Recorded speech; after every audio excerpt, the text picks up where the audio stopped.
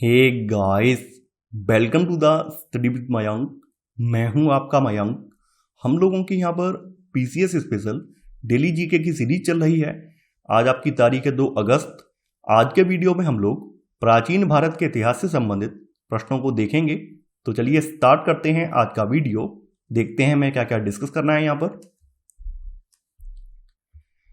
आज का पहला प्रश्न है, निम्न पर विचार करें। एक तरफ अभिलेख हैं और दूसरी तरफ उनसे संबंधित जानकारी है। ऐहोल अभिलेख, हर्ष पुलकेशिन द्वितीय युद्ध, ग्वालियर अभिलेख, सेन वंश के शासनकाल के बारे में, भीतरी स्तंभ लेख, गुप्तकालीन इतिहास। देखिए, ऐहोल अभिलेख में हर्ष और चालुक्य वंश के शासक पुलकेशिन द्वितीय के मध्य युद्ध का यहां पर वर्णन लिखा हुआ है। तो यहां पर आपका पहला वाला युग्म सही सुमिलित है। ग्वालियर अभिलेख की बात करें तो ग्वालियर अभिलेख में प्रतिहार नरेश भोज गुर्जर प्रतिहार के वंश का इतिहास लिखा हुआ है। तो यहां पर आपका सेकंड वाला युग्म गलत हो जाएगा। भीतरी स्तंभ लेख, तो भीतरी स्तंभ लेख में स्कंदगुप्तकालीन इतिहास वर्णित है, अर्थात गुप्तकालीन इतिहास लिखा हुआ है। तो तीसरा वाला यहां पर सही है। सेन वंश के शासनकाल के बारे में जो जानकारी लिखी हुई है वो देवपाड़ा के अभिलेख में लिखी हुई है। देवपाड़ा का जो अभिलेख है ये सेन वंश के शासनकाल के बारे में बताता है। तो यहां पर आपका 1 और 3 सही है। तो आपका सही आंसर है पहले का ए, 1 और 3। दूसरा प्रश्न है आपका, नीचे 2 कथन दिए गए हैं जिनमें से एक को अभिकथन और दूसरे को कारण कहा गया है। अभिकथन, सातवाहन काल में सामुद्रिक व्यापार के प्रचलन की जानकारी मिलती है। कारण, सातवाहन शासकों के सिक्कों पर जहाज की आकृति बनी होती थी। तो आपको यहां पर कूट की सहायता से सही उत्तर का चयन करना है। सातवाहन नरेशों के सिक्कों पर जहाज की आकृति बनी होने से उनके राज्यकाल में सामुद्रिक व्यापार के प्रचलन की जानकारी मिलती है। तो यहां पर अभिकथन और कारण दोनों सही है, और कारण जो है वो अभिकथन की पुष्टि भी कर रहा है। यानी ए और आर दोनों सही हैं और आर ए की सही व्याख्या करता है। तो आपका सही आंसर है सेकंड का ए वाला।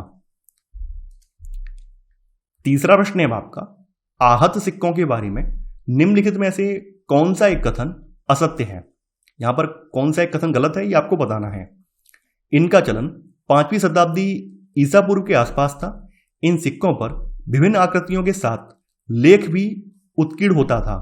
ये भारत में प्राप्त प्राचीनतम सिक्के माने जाते हैं। ये अधिकांशतः चांदी के तक कुछ तांबे के बने होते थे। ठीक है, भारत में प्राप्त प्राचीनतम सिक्के 5वीं शताब्दी ईसा पूर्व के माने जाते हैं, जिन्हें आहत सिक्कों के नाम से जाना जाता है। और ये अधिकांशतः चांदी के तथा कुछ तांबे के बने होते थे। इन सिक्कों पर पेड़, सांड, हाथी, अर्धचंद्र आदि आकृतियां उकेरी जाती हैं, उकेरी हुई मिलती हैं, किंतु सिक्कों पर कोई भी लेख नहीं मिलता है।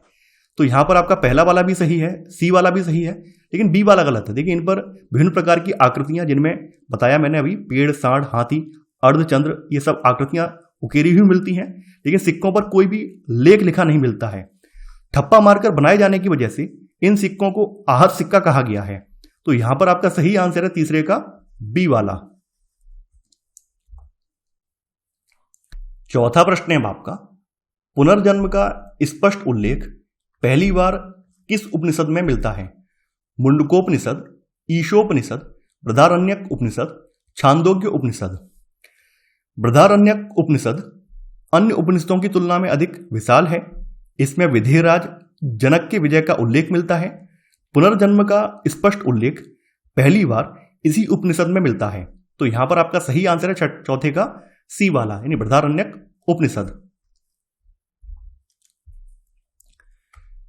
पांचवा प्रश्न है आपका, सूची 1 को सूची 2 से सुमिलित करें और नीचे दिए गए कूट की सहायता से सही उत्तर का चयन करना है। सूची 1 में रचना है और सूची 2 में उनके रचनाकार हैं। तो आपको यहां पर सही युग्म को सुमिलित करना है। प्रबंध चिंतामणि, देखिए, प्रबंध चिंतामणि के रचनाकार मेरुतुंग थे। अगली वाली है यहां पर विक्रमांक देवचरितम। तो विक्रमांक देवचरितम के रचनाकार जो हैं विल्लढ़ हैं। अगली रचना है आपकी हर्षचरित। तो हर्षचरित के रचनाकार बाणभट्ट हैं। वार्तिक के रचनाकार कात्यायन हैं। तो यहां पर आपका सही आंसर है 5वें का डी, यानी ए का दूसरा, बी का पहला, सी का चौथा और डी का तीसरा। 6वां प्रश्न है आपका, निम्न पर विचार करें। मध्य पाषाणकालीन स्थल है एक तरफ और एक तरफ संबंधित राज्य है। लेखिया उत्तर प्रदेश, संगनकल्लू गुजरात, लंगनाज राजस्थान। उपरोक्त में से कौन सा या कौन से सही सुमेलित हैं, ये आपको बताना है। यहां पर देखिए, जो लेखिया है ये यूपी के मिर्जापुर में पड़ता है, यानी मिर्जापुर यूपी में पड़ता है। ये संगनकल्लू जो है ये गुजरात में नहीं है, बल्कि ये कर्नाटक में पड़ता है, यानी ये जो स्थल है ये कर्नाटक में है, गुजरात में नहीं है। तो पहला वाला युग्म सही सुमेलित है, सेकंड वाला गलत है। लंगनाज जो है, लंगनाज गुजरात में पड़ता है, ना कि राजस्थान में। तो यहां पर आपका तीसरा वाला भी गलत है। यहां पर आपका केवल एक युग्म सही है, तो आपका सही आंसर है ए वाला, यानी केवल एक। 7वां प्रश्न है आपका, सूची 1 को सूची 2 से सुमेलित करें तथा नीचे दिए गए कूट की सहायता से सही उत्तर चुनिए। सूची 1 में सिंधु घाटी सभ्यता के स्थल हैं, सूची 2 में उनसे प्राप्त वस्तुएं हैं। हड़प्पा, देखिए हड़प्पा जो सिंधु घाटी सभ्यता का स्थल है, यहां से R37 यानी कि यहां पर एक कब्र का जिक्र है, ये कब्र या समाधान है, ये R37 नाम से दिया गया है। कालीबंगा, कालीबंगा से जुटे हुए खेत के साज प्राप्त हुए हैं। वहीं जो लोथल है, तो लोथल से फारस की मोहरें प्राप्त हुई हैं। अगला है आपका चन्हूदड़ो, चन्हूदड़ो से वक्राकार ईंटें प्राप्त हुई हैं। तो यहां पर आपका सही आंसर होगा बी वाला, यानी ए का चौथा, बी का तीसरा, सी का पहला और डी का दूसरा। 8वां प्रश्न है आपका, सिंधु सभ्यता के संदर्भ में निम्नलिखित कथनों में से असत्य कथन चुनें। यह मात्र सत्तात्मक समाज था, इसकी लिपि चित्रात्मक थी, कृषि के बाद आर्थिक जीवन का दूसरा महत्वपूर्ण आधार पशुपालन था। सभी कथन सत्य हैं।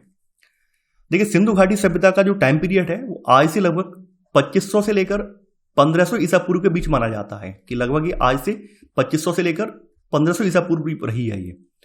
और यह एक मात्र सत्तात्मक समाज था। इसकी लिपि चित्रात्मक थी, जिसे आज भी पढ़ा नहीं जा सका है। कृषि के बाद आर्थिक जीवन का दूसरा महत्वपूर्ण आधार यहां पर पशुपालन था। तो यहां पर सी वाला कथन भी सही है। देखिए, यहां पर तीनों ही कथन सही है, तो आपका सही आंसर होगा डी वाला, यानी कि सभी कथन सत्य हैं। तो आपका डी वाला यहां पर सही आंसर है, 8वें का डी। 9वां प्रश्न है आपका, गीता के सार तत्व निष्काम कर्म का सर्वप्रथम उल्लेख मिलता है ऋग्वेद में, सामवेद में, अथर्ववेद में, यजुर्वेद में। गीता के सार तत्व निष्काम कर्म का सर्वप्रथम उल्लेख यजुर्वेद में मिलता है। यजुर्वेद में यजुस शब्द का अर्थ जो है यज्ञ है, यानी एक शब्द है यजुस और इसका अर्थ है यज्ञ। इस वेद में यज्ञों को संपन्न कराने वाले सहायक मंत्रों का संकलन है, जिसे अध्वर्यु नामक पुरोहित उच्चारित करता था।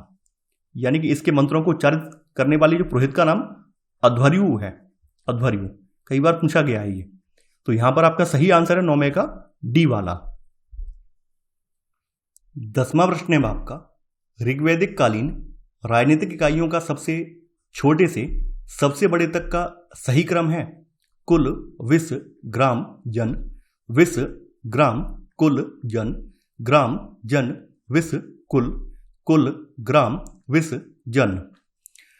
ऋग्वैदिक काल में राजनीतिक रूप से सबसे छोटी इकाई परिवार अथवा कुल थी। कुलों के मिलने से ग्राम बनते थे, यानी कुलों के मिलने से क्या बनते थे, ग्राम, और ग्रामों के मिलने से विस बनते थे, और कई विषयों का समुदाय जन कहलाता था। तो यहां पर आपका सही आंसर है 10वें का डी वाला।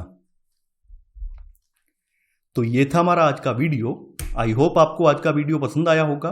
आप लोग इस वीडियो को लाइक और शेयर करना बिल्कुल ना भूलें। तो चलिए आज के लिए बस इतना ही। Thanks for watching. जय हिंद।